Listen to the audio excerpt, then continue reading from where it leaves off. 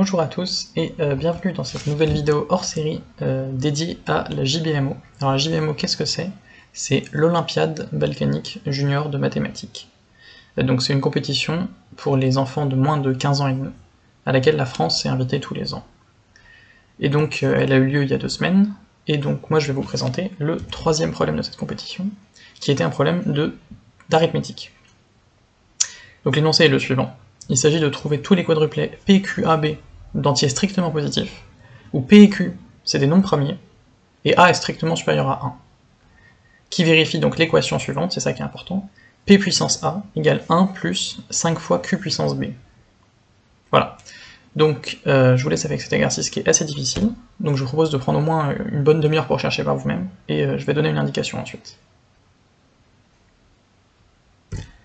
Donc voici les indications d'ailleurs que je vous donne. D'abord, essayez de trouver des modulos intelligents pour essayer d'étudier cette équation. Et ensuite, surtout, essayez de trouver une manière de la factoriser. Il y a plusieurs manières de faire ça, donc je vous laisse voir par vous-même. Et donc je vous laisse chercher à nouveau si vous n'aviez pas encore trouvé, et je vais bientôt passer à la solution.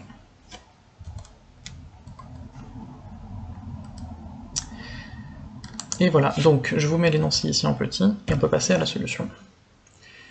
Et donc le premier élément qui peut paraître bête quand on le voit, mais qui n'est pas forcément évident auquel penser, mais il faut vraiment que ce soit un réflexe, c'est tout simplement de regarder la parité.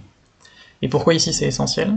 Parce qu'en fait, tous ces nombres-là ont de fortes chances, entre guillemets, d'être impairs, puisque P c'est un nombre premier, 1 c'est impair, 5 c'est impair, et Q c'est un nombre premier.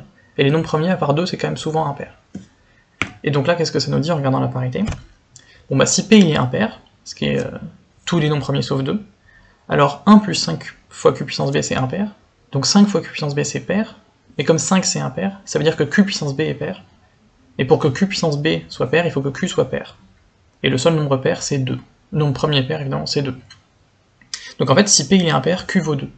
Et en fait si on fait le même raisonnement, si P vaut 2, Q va être impair. Et donc juste en regardant la parité, déjà on sait que exactement un des deux nombres P ou Q vaut 2. Donc là, en 10 secondes, on a déjà énormément progressé dans l'exercice. Et en plus, ça maintenant, ça nous donne une démarche claire à suivre pour la suite de l'exercice. On sait que l'un des deux nombres vaut 2, donc on va distinguer deux cas. On va commencer par le premier cas, qui est P égale 2. Alors qu'est-ce qu'on peut dire si P égale 2? Bon bah si P égale 2, c'est là qu'on cherche un modulo intelligent. Donc on a regardé modulo 2, la parité, maintenant on va regarder modulo 5. Pourquoi modulo 5? Puisqu'on a un 5 dans l'énoncé, donc ça paraît assez logique de se dire on va regarder modulo 5. Modulo 5, qu'est-ce qui se passe? On a 2 puissance A, du coup, qui est congru à 1 modulo 5. Ça, qu'est-ce que ça nous dit? Bon bah on fait un tableau de congruence modulo 5, pardon. Les puissances de 2, elles valent 1, 2, 4, 8, donc 3, 16, donc 1, et après ça boucle. Donc 1, 2, 4, 3, 1, 2, 4, 3, etc. Donc, si 2 puissance A vaut 1 modulo 5, c'est que A c'est un multiple de 4. C'est 2 puissance 4 qui vaut 16, 2 puissance 8, etc. Donc, on sait que A est un multiple de 4. 4 divise A. Et ça c'est très intéressant, pourquoi? Puisque ça nous permet de factoriser. On avait un P puissance A, et donc si on passe le 1 de l'autre côté, pardon, 2 puissance A moins 1, on va pouvoir le factoriser, puisque si A est pair, en particulier multiple de 4, 2 puissance A c'est un carré, et 1 c'est un carré, une différence de 2 carrés, vous savez factoriser. On peut factoriser en 2 puissance a moins 2 moins 1 fois 2 puissance a moins 2 plus 1. Et donc on a la nouvelle équation qui est écrite là. Maintenant, qu'est-ce qu'on remarque? Bon bah 2 puissance a sur 2 moins 1 et 2 puissance a sur 2 plus 1, c'est deux termes qui sont distincts que de 2. Donc Q, il ne peut pas diviser chacun des deux termes, puisqu'on sait que Q est impair, plus grand que 3. Donc il ne peut pas diviser deux nombres qui sont distincts de 2. Et donc, Q, tout le Q puissance B, va diviser soit un terme, soit l'autre. Donc en particulier, l'autre terme, il peut être divisible que par 1 et 5, c'est tout. Donc en fait, il peut valoir que 1 ou 5. Donc je reprends peut-être si c'était pas clair. 5 fois Q puissance B, c'est égal à un produit de deux termes, mais tout le facteur Q puissance B, il est dans un des deux termes. Donc ça veut dire qu'il reste que 5 pour l'autre. Donc soit un des deux termes vaut 1, et l'autre 5 fois Q puissance B, soit un des deux termes vaut 5, et l'autre vaut Q puissance B. Mais, comme on sait que A est un multiple de 4, 2 puissance A sur 2, c'est plus grand que 2 puissance 4 sur 2, donc 4. Donc chacun des deux termes est plus grand que 3 et 5 respectivement. Donc ça veut dire qu'ils peuvent pas valoir 1. Et donc un des deux termes vaut 5, et l'autre vaut Q puissance B. Donc il ne reste plus qu'à faire une disjonction de cas sur lequel des deux vaut 5. et on trouve que si 2 puissance a sur 2 moins 1 vaut 5, 6 serait une puissance de 2, ce qui n'est pas possible, et si 2 puissance a sur 2 plus 1 vaut 5, 2 puissance a sur 2 vaut 4, et ça c'est le cas quand a égale 4. Et ça nous donne la première solution pour a égale 4, à savoir 2 puissance 4, 16, égale 1 plus 3 fois 5, 15. 1 plus 15 égale 16. Donc c'est la solution 2, 3, 4, 1. Donc là on a fini le premier cas, le cas P égale 2, et donc on peut passer au deuxième cas Q égale 2.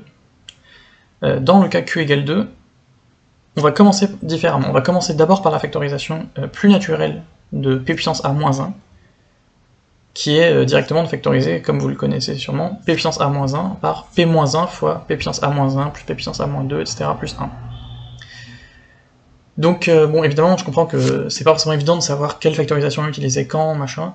Il faut savoir que, évidemment, en cherchant ce problème au brouillon, vous n'allez pas tout de suite faire tout ça proprement. Vous allez voir les différentes factorisations possibles, essayer de les faire marcher. Cette factorisation-là, par exemple, c'est plutôt la première que moi j'avais écrite, et ensuite je me dis, bon bah où est-ce que je peux réutiliser ça? Je fais ma disjunction de cas, je me rends compte que ici ça va servir, on va voir pourquoi. Donc ici, qu'est-ce qu'on peut dire? Eh bien, P puissance A-1, c'est égal à P-1 fois P puissance A-1 plus P puissance A-2, etc. plus 1, ça c'est égal à 5 fois 2 puissance B. Et là on va à nouveau regarder la parité. Pourquoi? Puisque ce terme P puissance A-1 plus 3 petits points plus 1, en fait, on sait que tous les éléments de cette somme, ils sont tous impairs, puisque c'est tous des puissances de P, et P est un nombre impair, dans le cas Q égale 2. Mais on sait qu'il y a exactement A terme. Donc si A il est impair, ça nous fait A terme tous impairs. Donc c'est-à-dire que la somme entière est impaire. Et dans ce cas-là, si elle est impaire et qu'elle divise 5 fois 2 puissance B, elle peut valoir que 5, puisqu'elle ne vaut pas 1, puisqu'il y a plus de termes que juste 1. Donc ça veut dire que ce nombre il vaut 5, mais en faisant des inégalités rapides, on se rend compte que bon bah il est plus grand que ces 3 derniers termes qui sont P au carré plus P plus 1, et comme P est plus grand que 3, ça c'est plus grand que 3 au carré plus 3 plus 1 qui vaut 13, qui est lui-même plus grand que 5, et donc en fait c'est pas possible. Donc si A il est impair, le terme là il est trop gros pour valoir seulement 5, donc c'est pas possible que A soit impair, donc A est pair. Maintenant qu'on sait que A est pair, on va regarder modulo 3. Encore une fois, pourquoi modulo 3? Bon bah c'est le plus petit modulo, on teste un petit peu, on se dit, on sait ce que valent les carrés modulo 3, et ici si A est pair, P puissance A c'est un carré, donc là c'est intéressant. Pourquoi? Parce que P puissance A, on peut le réécrire P puissance A sur 2, le tout au carré, et les carrés modulo 3, on sait que ça vaut 1, sauf quand P égale 3. P puissance A, ça vaut 1 modulo 3, sauf si P égale 3. Mais du coup, P puissance A moins 1, ça vaut 1 moins 1, donc ça vaut 0 modulo 3, sauf que ça peut pas être égal à 5 fois 2 puissance Q, puisque 5 fois 2 puissance Q, c'est pas un multiple de 3. Donc dans le cas où P est différent de 3, on a 0 qui est congruent à pas 0 modulo 3, c'est pas possible. Donc forcément P égale 3. Donc maintenant on remplace P par 3 dans l'équation, et là on refait le même calcul que tout à l'heure. Les puissances de 3 modulo 5, c'est exactement la même chose, ça va boucler. Donc si 3 puissance A vaut 1 modulo 5, ça veut dire que A est divisible par 4. C'est le même tableau de concurrence, je vous laisse le faire par vous-même. Et donc on peut factoriser exactement comme dans le cas précédent, en 5 fois 2 puissance B égale 3 puissance A sur 2 moins 1 fois 3 puissance A sur 2 plus 1. Et là, bon, bah, y a plein de manières de conclure, donc je vous donne la plus rapide et la plus élégante en quelque sorte, mais l'idée c'est encore une fois de tester les cas et de voir ce qui est possible ou pas. Donc la manière la plus rapide de le faire, c'est en disant que comme A sur 2 est pair, 3 puissance A sur 2, c'est congru à 1 modulo 4. Puisque A sur 2 c'est un nombre pair, et les puissances de 9, vous pouvez voir que ça vaut toujours 1 modulo 4, puisque 9 c'est 1 modulo 4. Donc 3 puissance A sur 2 vaut toujours 1 modulo 4. Ça veut dire que 3 puissance A sur 2 plus 1, c'est jamais un multiple de 4. Donc que le terme en 3 puissance A sur 2 plus 1, bah il est divisible que par éventuellement le 5 ou pas, et au plus 2, pas 4. Donc si on regarde des termes du membre de gauche, il n'y a que 5 et 2 qui peuvent diviser le 3 puissance A sur 2 plus 1.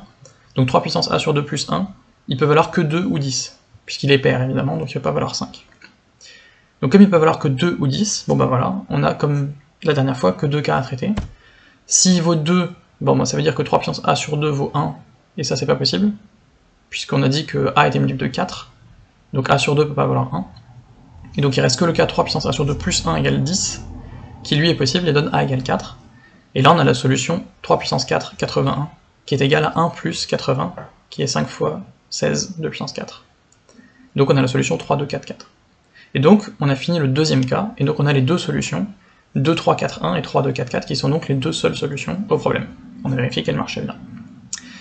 Et donc voilà, l'exercice est déjà fini en fait. Donc j'espère qu'il vous a plu. Les idées principales à retenir, en fait comme on peut le voir, c'est un problème qui est vraiment... Il y a beaucoup de petites étapes, mais rien de difficile. C'est un problème où on sait que si on y passe du temps, on va finir par le trouver en fait. C'est le genre de problème sur lequel il ne faut pas se décourager, il faut tester beaucoup de choses, et on avance petit à petit, et ensuite en combinant tout, on finit par y arriver. Donc les idées, évidemment, c'était trouver les bons modules, regarder la parité. La parité, ça doit toujours être un réflexe. C'est toujours, vous avez vu que ça a servi à plusieurs étapes différentes de la preuve, d'ailleurs.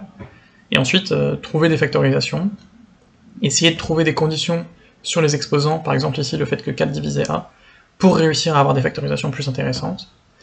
Et ensuite, ça dépendra de l'exo. Voilà, donc j'espère que ça vous a plu. Si vous avez des questions, si vous avez d'autres solutions, n'hésitez pas à les mettre en commentaire. Et je vous dis à bientôt pour une prochaine vidéo.